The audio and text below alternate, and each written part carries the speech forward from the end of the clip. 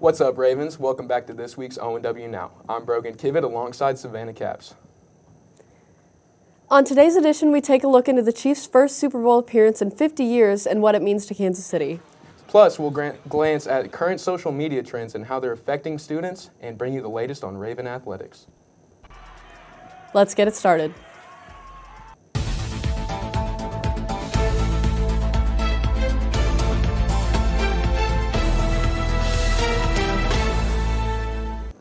As many of you know, the Kansas City Chiefs are going back to the Super Bowl for the first time in 50 years. This game means so much to the Kansas City community and will never be forgotten. Let's take it to Andrew Beckwith for a deeper dive into the preparation for the big game.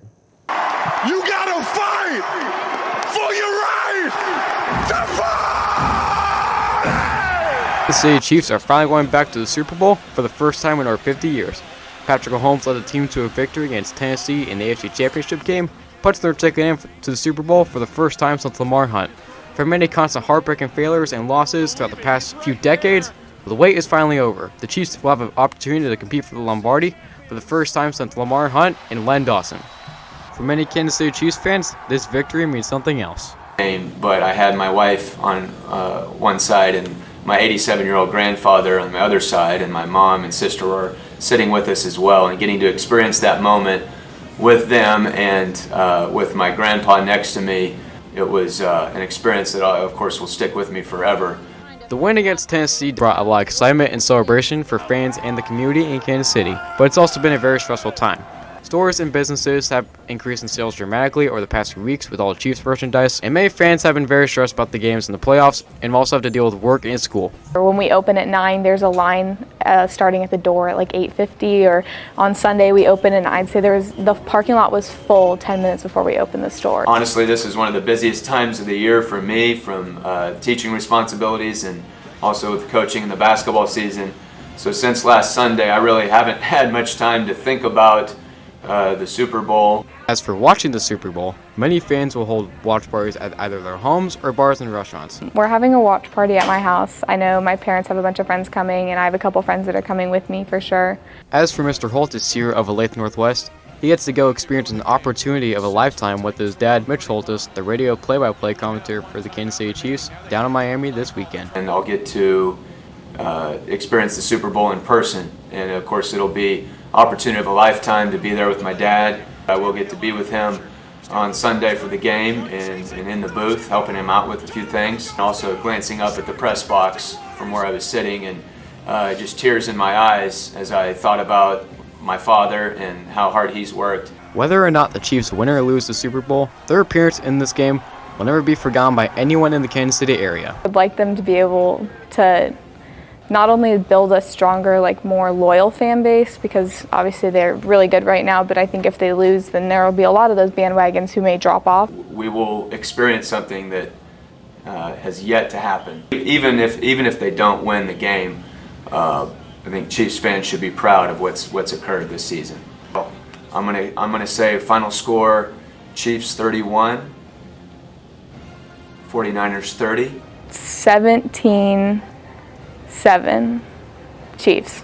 As of this Thursday, the Chiefs are a 1-point favorite to beat the 49ers in Super Bowl 54 this Sunday at 5:30 on Fox.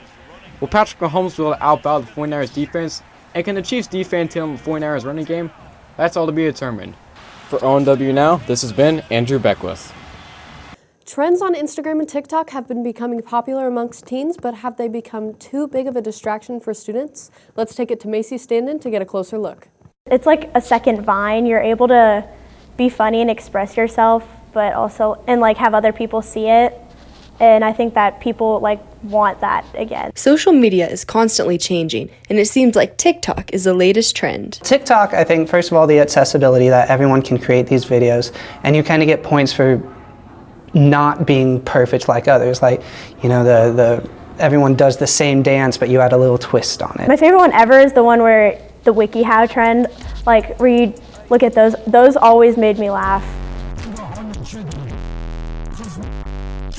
Along with TikTok, Instagram also has some popular trends as well. They're trending because people just like to know things like that. I know everyone knows that they're randomized, but people just like to know, or they think they're funny. I think it's because it relates it connects people with something they're interested in. People will almost always trend towards something they're interested in, and there's so many different variations of them. Yes, I'm a chair. This is fantastic. TikTok and Instagram filters have become a popular trend across the country. While some think it's a positive thing for students, others think it's distracting. I'll stay up all night watching TikTok sometimes. It's bad, but the good way as in like everyone like has a common ground, like TikTok's funny, everyone thinks that. But then like a bad way, it's kind of distracting. A pro obviously is that you can connect to people that you would have never been able to connect to. And it's cool when people that you like have this, you have a ability to access their lives, and that's great. For ONW Now, this has been Macy Standen. Now let's take it over to Brian and Nandini for Gameday Northwest. Welcome to Gameday Northwest. I'm Brian Gonzaga. And I'm Nandini Rainey-Kendi. Today we will be bringing you the latest from Raven Athletics, as well as a tribute to NBA legend Kobe Bryant. The Raven Bowlers were back on the lanes yesterday and almost had a clean sweep. First place for varsity boys and both JV teams, and second place to varsity girls. With a special congrats to Zach Rawlings, Riley Johannes, Spencer Giffen, Carla Coker, and Leigh Garrett for winning high individual scores. And a special congrats to Carla Coker for getting her first 600 series of her high school career. And here I am, and I can't even get a strike or knock down a pin. On Wednesday, January 29th, the Ravens men's swim and dive team traveled to Blue Valley Northwest to compete against Lewisburg and Blue Valley Northwest. Our Ravens ended up getting first in over 7 events. Harrison Mallory placed first in the individual medley. Daniel Wheatman took first in the 50 free. Hayden Miller got first in diving. Andrew Evans was first in the 100 fly. Evan Rizek took first in the 500, and Andrew Tran placed first in the 100 breaststroke. This weekend, the swim team travels to Wichita for the Wichita Invitational at Garvey Aquatic Center at 9:30 a.m. And the dive team travels to Shawnee Mission East for the Dive Invitational at 9:30 a.m. as well. Last week at Olathe Northwest, the female wrestlers had a solid showing versus the Gardner-Edgerton Trailblazers. Caroline Feller laid out her opponent, pinning her in 15 seconds. Awesome job, Caroline. And Ashley Franken dropped her and won by pin. And congrats to Caroline Feller and all the wrestlers for their performance last night at the Blue Valley Northwest Mixer. The girls take to the mat again Tuesday at Olathe South at 4:30. Last Thursday, the Raven male wrestlers dueled the Washburn Rural Blues and the Olathe South Falcons. Sadly, they lost a hard one to the Blues. Ken Howard and Noah Sharp came out with the nice wins. Later that night, the wrestlers lost a close one to the Falcons 41-25. The boy wrestlers are back in action this Saturday in Andover. Last weekend, the Ravens participated in the Bill Hansen Memorial Tournament at Pittsburgh High School. The boys took on Columbia Battle first, losing by 4, but they turned it around, beating Wichita by 6, and finished the weekend with the win against Willard High School. They came home with a winning record of 2-1. Congrats. The boys are rested and ready for the big game home matchup Friday night at 7 against Topeka West. And if you can't make it to the game, watch our live broadcast on our Raven Daily YouTube channel. As we conclude Game Day today, we want to pay respects to NBA legend Kobe Bryant. Kobe and his daughter Gianna were among 9 people aboard a helicopter that crashed in the Los Angeles area Sunday morning. Sadly, there were no survivors from the crash. Kobe is survived by his wife Vanessa and 3 other daughters, Natalia, Bianca, and Capri.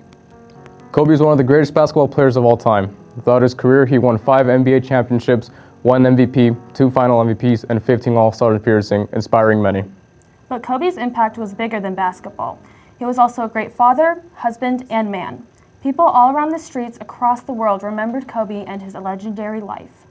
Kobe and all the victims in the crash had a truly wonderful life that was unfairly cut short. And here at ONW, we would like to pay respects to these amazing people by participating in 24 seconds of silence.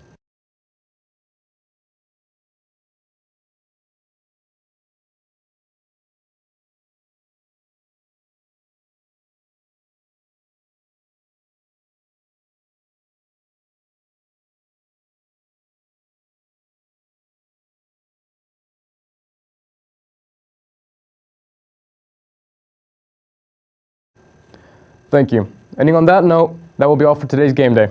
For Brian Gonzaga, this has been Nandini Rainey-Kendi. Now back to Brogan and Over the weekend, the world lost one of their favorite goobers, Mr. Peanut. Brogan Kivett has a tribute to his 104 wonderful years of life.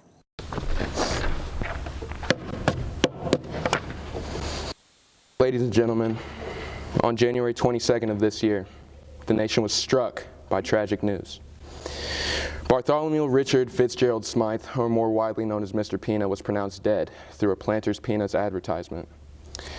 This news broke several hearts across the nation, including my own, and I felt obligated to give Mr. Peanut the tribute he deserved.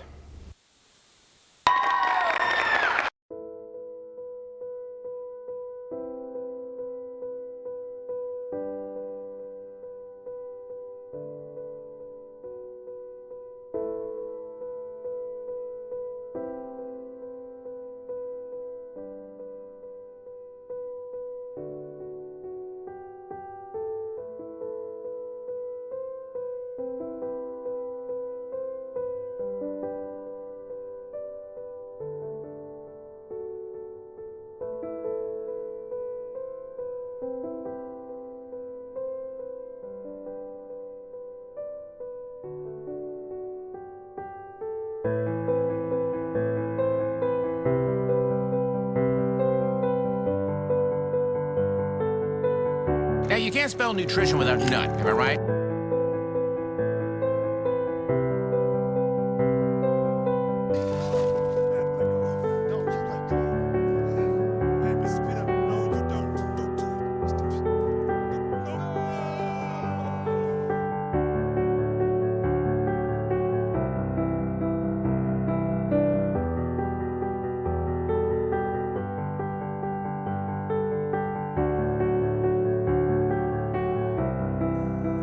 Tonight, our Raven Runners are holding a fundraiser at Chick-fil-A in Olathe from 5 to 8. Make sure you mention that you're there for ONW cross country team. And don't forget, tomorrow's Spirit Day is Red Friday, so come decked out in Chiefs gear or any red clothing at all. That's it for us, Ravens. Make sure you follow us on Twitter and Instagram at ONW Raven Daily and check out our website at theravendaily.com. For Landon Daniel and the rest of the Convergence team, this has been Brogan Kiven, Savannah Caps. Have a great rest of your day and good luck to our cheer team this weekend in Dallas.